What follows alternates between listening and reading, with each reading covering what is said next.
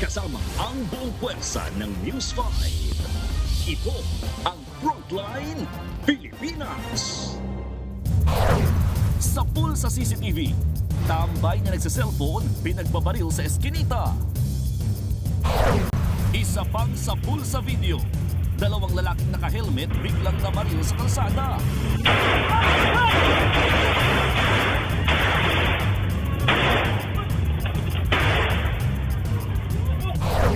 Apat na magkakaanak, kabilang isang batang 8 taong gulang, minasakir sa kanilang bahay sa Sultan Kudarat. Goodbye kamote, dahil sa pagbabalik ng NCAP, nabawasan na raw ang mga pasaway sa kalsada. Habagat is coming. Simula ng tag-ulan, dapat ng paghandaan. At OPM legend na si Freddy Aguilar, pumanaw na.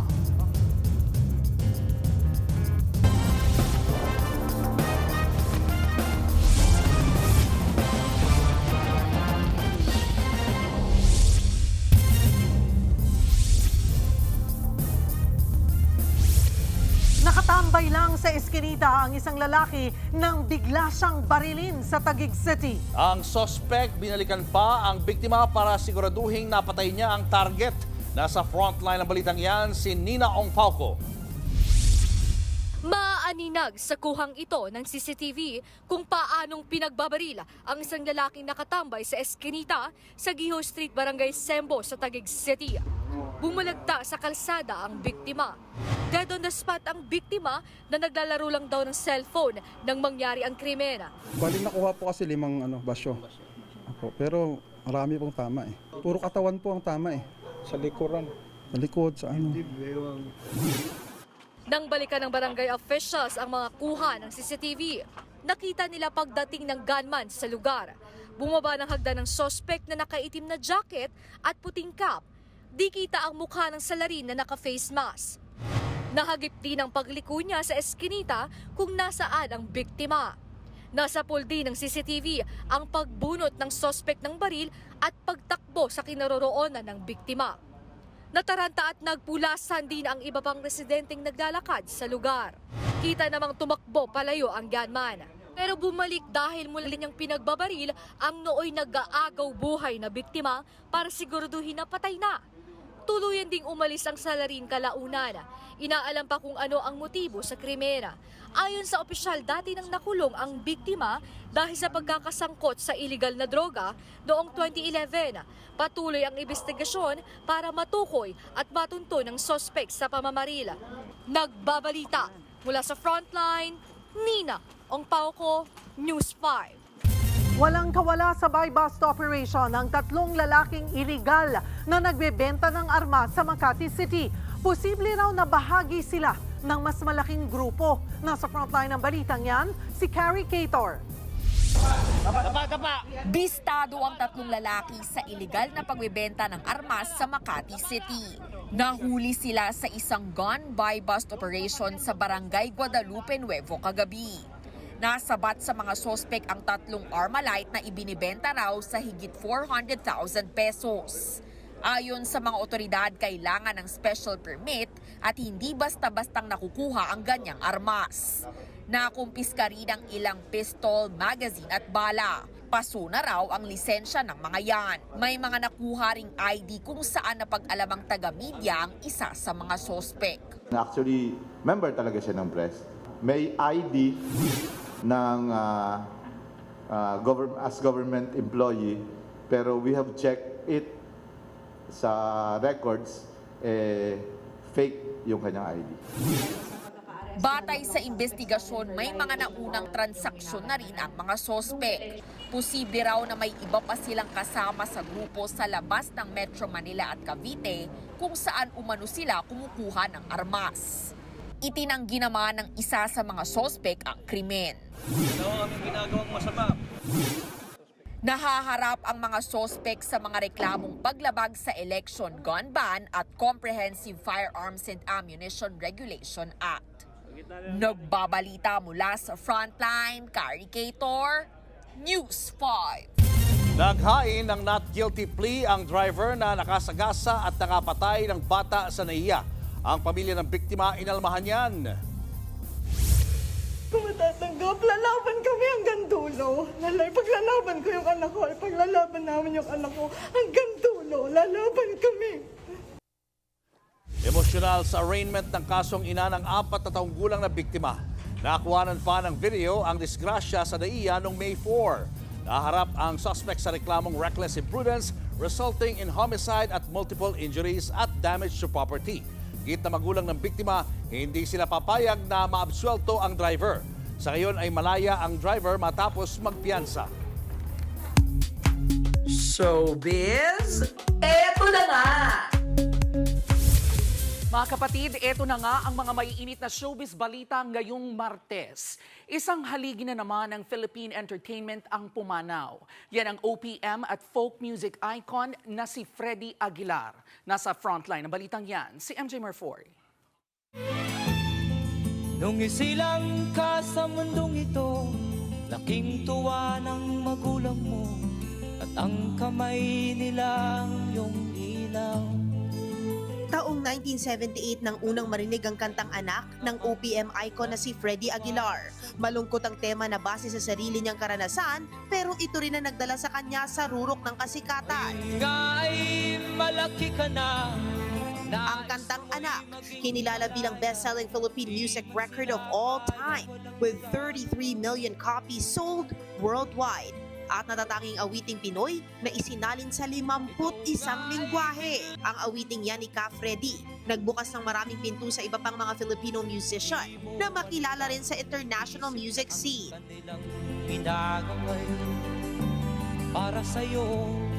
Bukod sa kanyang musika, ilang ulit din naging laman ng mga balita si Ka Freddy dahil sa iba't ibang kontrobersiya at kanyang mga paniniwala sa usaping pampolitika. Makalipas ang ilang taon na nawala siya sa limelight, pumanaw ang OPM at folk music legend kanina sa edad na 72. Ilan pa sa mga pinasikat niya ay ang Magdalena, Ipaglalaban Ko, Bayan Ko at Estudyante Blues. Nagbabalita mula sa Frontline, MJ Marfori, News 5. Susunod sa Pulsa Video, rider na bangga at bumailalim sa truck. Magkakamag-anak sa Maguindanao del Norte, minasakar sa loob ng kanilang compound. Nagkalat ang mga bangkay. At MVP-produced film na The Last Resort, pantapat ng bansa sa global entertainment scene. Higit 1 bilyong piso ang budget. Abangan ang lahat ng yan sa pagbabalik ng Frontline Pilipinas.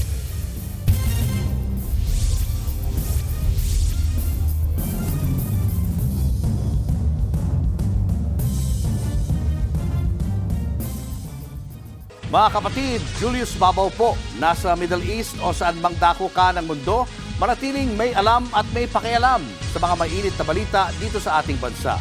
Simulan po natin ang bawat araw sa tuloy-tuloy na balitaan sa Frontline. Mag-follow at mag-subscribe sa social media pages ng News 5. Kabi-kabilang disgrasya sa kalsada. May naputulan ng paa, merong namatay sa salpukan at merong nagulungan ng truck. Nasa frontline ng balitang yan, si John Aroa. Nakuhanan sa CCTV ang rider na yan na nasa unahan ng dump truck hanggang sa nabangga at nagulungan ang rider. Nagkalasog-lasog ang katawan ng rider na si Rahim Sultan. Dead on the spot siya. Nangyari ang aksidente sa USM Avenue sa Kabacan, Cotabato kahapon. Agad na aresto ang truck driver. Mahaharap siya sa reklamong reckless driving resulting in homicide. Sa Cebu City, kita ang pag-overtake ng multicab na yan. Sa bilis ng takbo, hindi na nito naiwasan ang kasalubong ng motorsiklo. Patay ang tumilapong rider. May naulila siyang anak na graduating pa naman sa kolehiyo. Pinag-aaralan pa kung magsasampa ng kaso laban sa driver ng multicab. Inako naman ng suspect ang gastos sa pagpapalibing sa biktima. Sapul din sa video ang salpukan ng 2 motorsiklo sa Lapu-Lapu City. Dead on the spot ang parehong rider. Sugatan naman ang mga sakay na pag-alamang nakainom ang nakabanggang rider. Sa Negros Oriental, naputulan ng paa ang isang rider matapos bumangga sa multicab. Pakurba ang daan ng kainin ng motor ang linya ng kasalubong na multicab, kaya nagkasalpukan. Nagpapagaling na ang rider. Patuloy ang investigasyon. Nagbabalita mula sa Frontline, Jan Arua, News 5. Showbiz, eto na nga! Ito na nga, nasa final stretch of filming na ang MVP-produced Hollywood film na The Last Resort. Hopeful si Chairman and Producer Manny V. Pangilinan na makatutulong ang The Last Resort para maipakita ang galing ng Pinoy production sa global entertainment scene. Nasa frontline ng balitang yan, si MJ Marfori. Kasiyahan at fiesta vibes ang naganap sa rap party kagabi ng MVP-produced Hollywood rom-com movie na The Last Resort sa The Lighthouse sa Meralco. Present ang bida na si Daisy Ridley. Pati ang award-winning production headed by director Donald Petrie at Oscar winner Russell Carpenter. Well-praised ng Filipino production, pati ang stars na sina Maylene Dizon, Tonton Gutierrez, Richie Chat at Dylan Minor na may pasample pa sa magiging soundtrack ng movie. Pati si Daisy nakijamming sa hit song na Raining in Manila.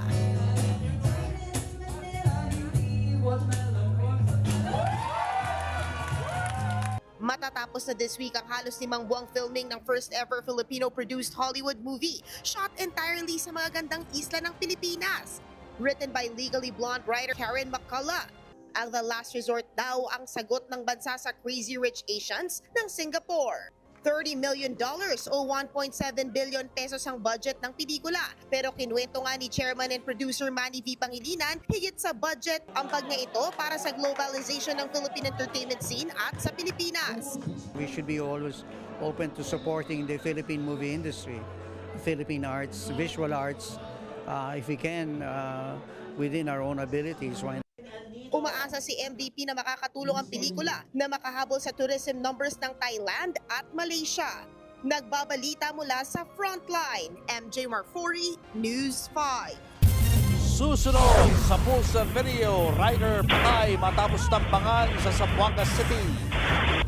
At maulang panahon, magsisimula na nga ba? Yan at iba pa sa pagbabalik ng Frontline Pilipinas.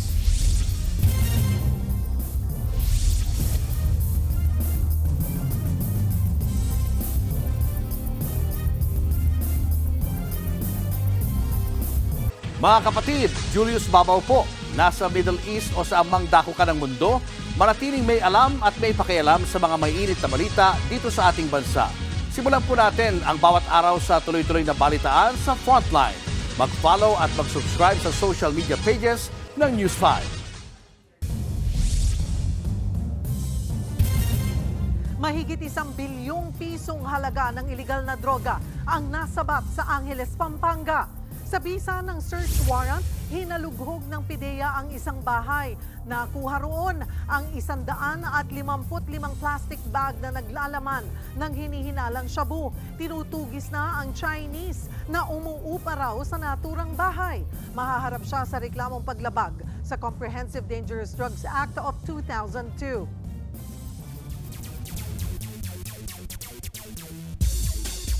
Nagpamalas ng galing sa motorsport ang ilang Pinoy sa isang racing event sa Cavite. Nasa frontline ng balitang yan si Johnny Alipoon.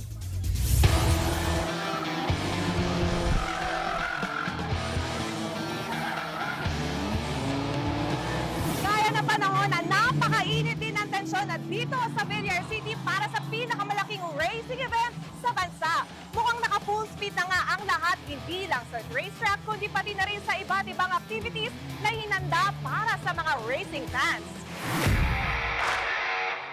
Hinati sa 4 na circuit championship classes ang event, ang novice, sporting, super sporting at legacy. Alas 10 pa lang ng umaga, rinig na ang malakas na tunog ng mga sasakyan at hiyawan ng mga racing fans. It's also very valuable for us to bring it closer to people from the metro and for them to make it, or for us to make it accessible as well to them. The Vios is still our main highlight, especially our Vios Cup cars rather. And throughout the event, we have also showcased our Tamarao racing concept, which we are developing and continuing to study to really see its feasibility and its maximum potential.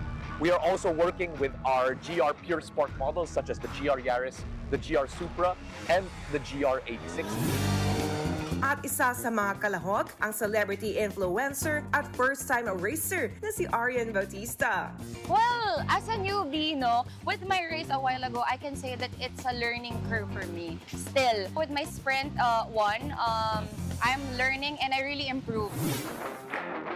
Si Senador J.D. Ejercito, kahit natigil ng halos 8 taon, ngayon nagbalik sa track at second place pa sa kanyang category. Ang street race kasi, it's very challenging. Iba yung iba yung discipline, iba yung experience of being in an honest to goodness race. Kasi kita mo yung production, parang international standard. Parang ang laki.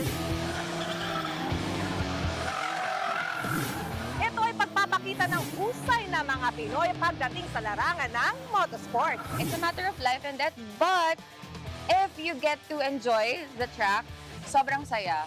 As in, fulfillment talaga siya. So, you have to just manifest, dream big. Marami pa raw dapat abangan, kaya stay tuned mga racing fans.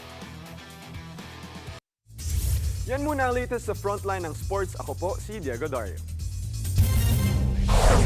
Susunod, rider patay matapos pagbabarilin sa gitna ng kalsada. Mga kamote sa kalsada nabawasan na raw sa pagbabalik ng NCAP. At kampo ni Julia Barreto may nilinaw sa relationship status nila ni Gerald Anderson. Tutok lang mga kapatid, magbabalik pa ang Frontline Pilipinas.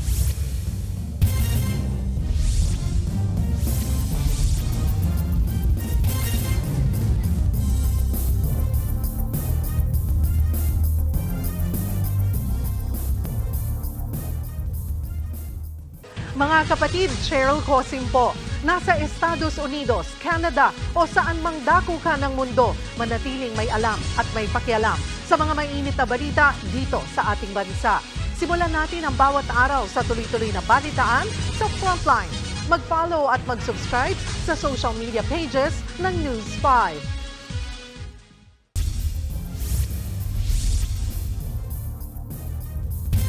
Binasaker ang 4 na magkakamag-anak sa Sultan Kudarat, Maguindanao del Norte. Kabilang sa mga pinaslang ang 8 taong gulang na batang babae. Nasa frontline na balitang yan si Gary De Leon.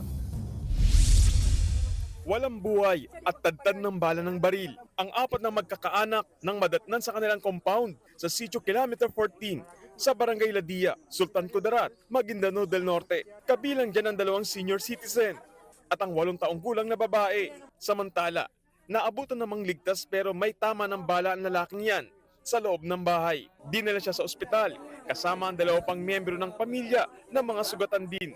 Sa investigasyon, 6 na armadong lalaki na sakay ng minivan ang nasa likod ng pangmamasakir sa magkakaanak. Sinasabing sumibat ang mga sospek matapos magpaunan ng bala. Tinutugis na sila at inaalam na rin ang motibo sa krimen. Nagbabalita mula sa Frontline, Gary De Leon, News 5. Sa pool sa video kung paanong niratrat ng bala ang mga sakay ng motorsiklo sa Zamboanga City. Patay ang rider pati na rin ang isa pang nadamay lang. Nasa frontline ng balitang yan, ang ating News 5 Mindanao correspondent, Bril Montalvo. Sa kahabaan ng Governor Alvarez Avenue, makikita ang pagdaan ng 2 lalaking naka-helmet at jacket. Ilang minuto silang tumayo na tila may inaabangan sa kalsada. Maya-maya biglang pinagbabaril ng 2 ang mga sakay ng motorsiklo. Ang angkas nito nakatalon pa, habang ang rider natumba na lang sa kalsada. Tumakbo rin ang 2 gunman na nagpapaputok pa rin habang tumatakas. Ang isang ang rider na dumadaan napagilid at tumakbo na lang din. Nang makalayo ang mga salarin, tinulungan ng mga nakakita ang biktima. Sinubukan pang i-revive ng medic ang rider na si Michael Perez pero binawian din siya ng buhay. Hindi na nakita sa CCTV pero isa pang rider ang nabaril at napatay. Nasa likuran siya ni Perez na mangyari ang pananambang. Iniimbestigahan na ng PNP Zamboanga ang pagkakakilanlan ng mga salarin at kung ano ang motibo nila sa krimen. Nagbabalita mula sa Frontline, Bril Montalvo, News 5, Mindanao. Palpak ang plano ng gunman na nagtangkang patayin ang pinagkakautangan niyang barangay Kagawad sa Davao City. Pumalya ang baril ng suspect kaya nakuyog siya ng taong bayan. Nagbabalik si Bril Montalvo.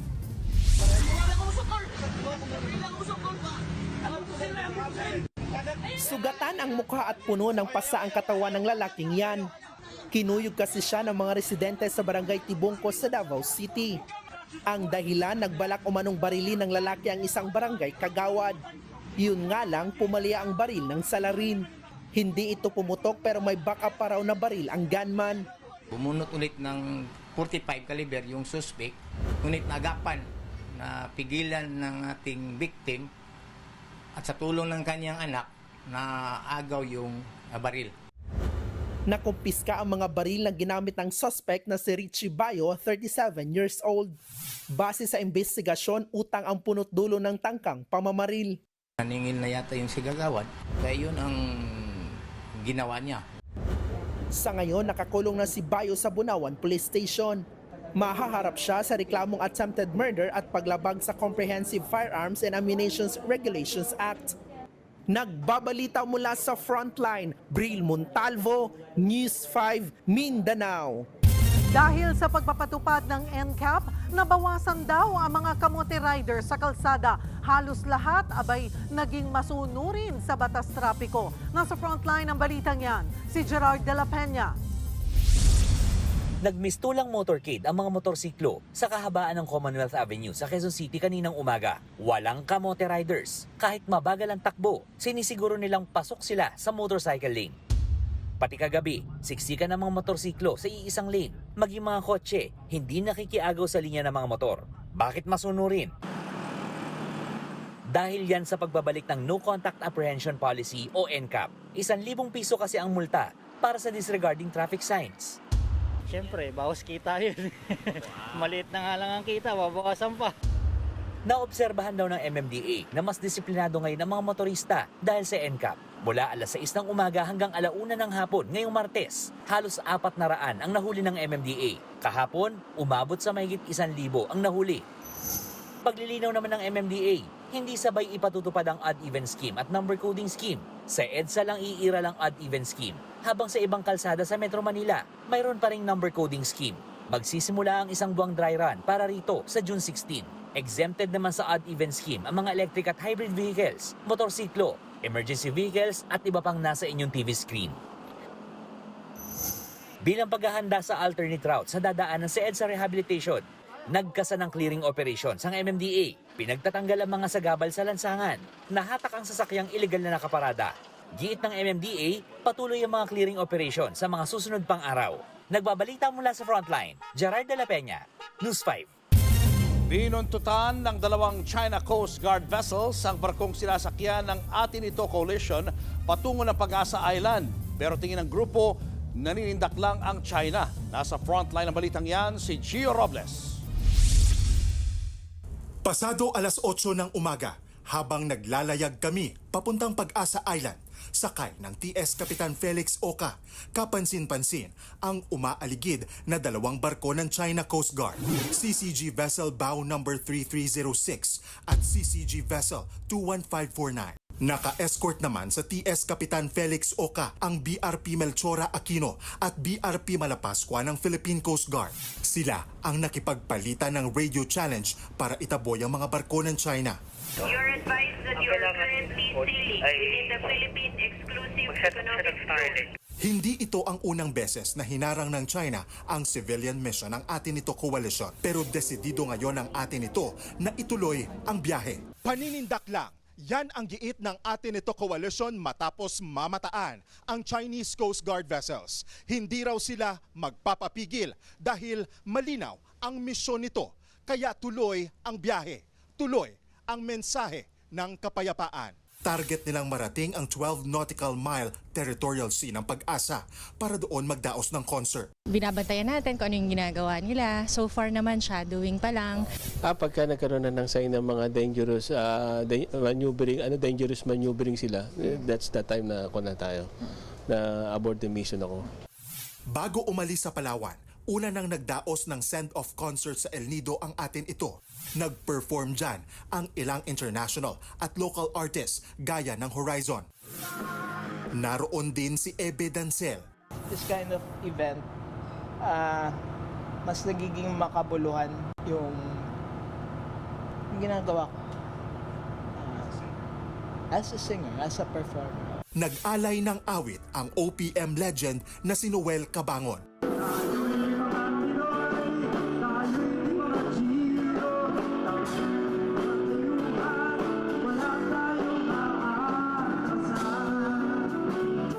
Mula West Philippine Sea, nagbabalita mula sa Frontline, Gio Robles, News 5.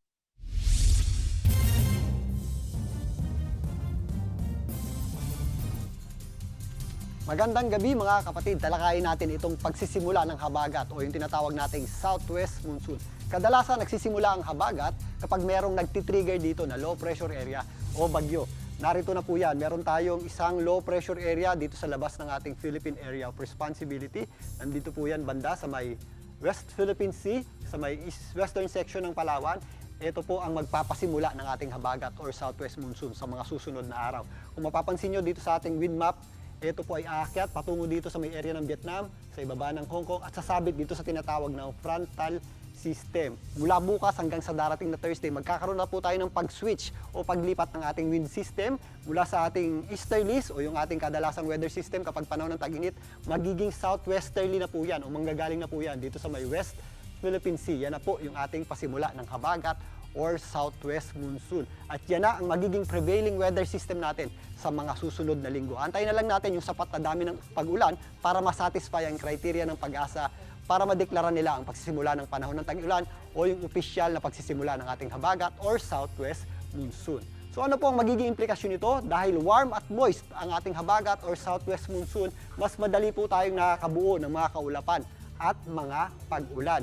Dahil po dyan, mas mauuso na po at mapapadalas na yung ating mga pag-ulan at thunderstorms, particularly dito sa Luzon, lalong-lalo na ang western section nito. Sa katunayan, sa darating na Biyernes, yung ating concentration ng pag-ulan dito sa ating bansa ay malilipat na dito sa itaas na bahagi ng ating bansa. Kung mapapansin nyo dito sa ating rain map, mataas na po ang ating tsansa ng pag-ulan dito sa western section ng Luzon, kasama po dyan ang Ilocos Region, ito pong kabundukan ng Cordillera, maging dyan sa area ng Baguio City, ang western section ng Central Luzon, Zambales, Bataan, kasama na rin po dyan ang Metro Manila, mauuso na po yung ating mga afternoon showers at thunderstorms. Maging dito sa western section ng Calabarzon, ang area ng Cavite, Batangas at Laguna at ilang bahagi ng Mindoro. Yan po ay mangyayari sa darating na Biyernes hanggang sa pagpasok na ng weekend. Pero again, mga kapatid, may mga areas po sa ating bansa, kagaya ng Visayas at Mindanao, na nasa ilalim ng Type 4 climate, na kung saan buong taon po nakakaranas po ng pag-ulan dyan. At kapag medyo mataas nga yung ating access ng habagat, mas nababawasan pa po ang mga pag-ulan natin sa mga areas na yan. Ganun pa man,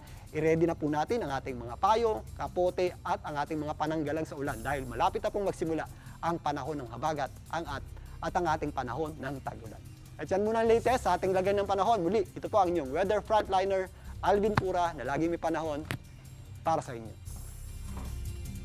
Samantala, niyanig ng magnitude 4.6 na lindol ang General Nakar, Quezon na umabot sa malaking bahagi ng Metro Manila. Naramdaman yan sa Senado kaya nagsilabasan ang mga kawani nito maging ang mga senador. Pansamantala ring sinuspindi ang pagdinig. Ang mga empleyado naman sa Kamara nagsilabasan din sa kanilang opisina. Gayon din ang mga kawani ng NBI headquarters. Pansamantala namang itinigil ang klase sa UP Los Baños sa Laguna, pati sa PUP Santa Mesa sa Maynila para sa kaligtasan ng mga estudyante. Sa isang condominium sa Pasig City, kita sa CCTV ang pag-uga ng unit mula sa ikapitong palapag ng gusali. Sa lakas ng lindol, naantala rin ang operasyon ng LRT at MRT.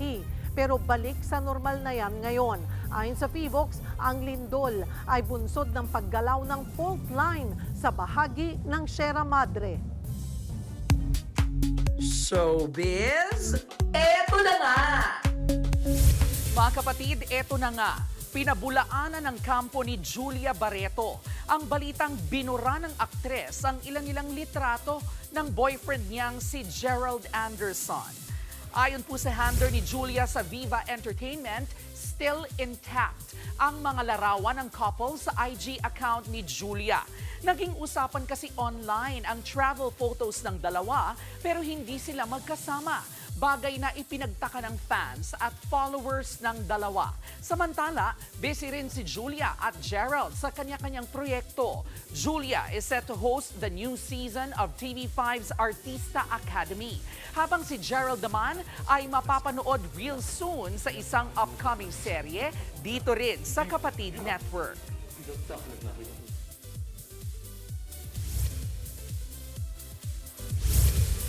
Ito pa ang matindi, Blinks! Ready na ba kayo? Dahil magko-concert ang Blackpink sa Bulacan. Yan po ang pasabog na revelation ng K-pop superstars. Dagdag good news pa dahil hindi lang isa, kundi 2 gabi ang kanilang concert sa Philippine Arena sa darating na November 22 at 23. Para po yan sa kanilang Deadline World Tour. Mag-ipon na habang hindi pa po ina-announce kung magkano ang ticket. Huling bumisita sa Pilipinas ang Blackpink noong 2023 para sa kanilang Born Pink Tour.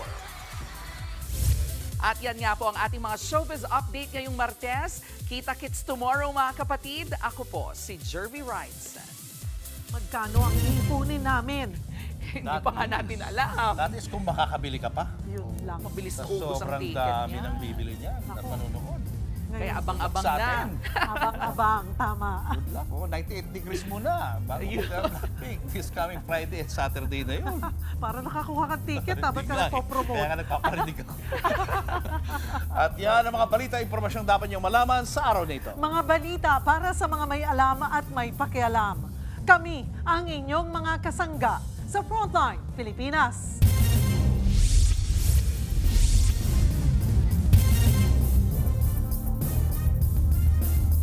Mga kapatid, Cheryl Cosing po. Nasa Estados Unidos, Canada o saan man dako ka ng mundo, manatiling may alam at may pakialam sa mga maiinit na balita dito sa ating bansa. Simulan natin ang bawat araw sa tuloy-tuloy na balitaan sa Frontline. Mag-follow at mag-subscribe sa social media pages ng News 5.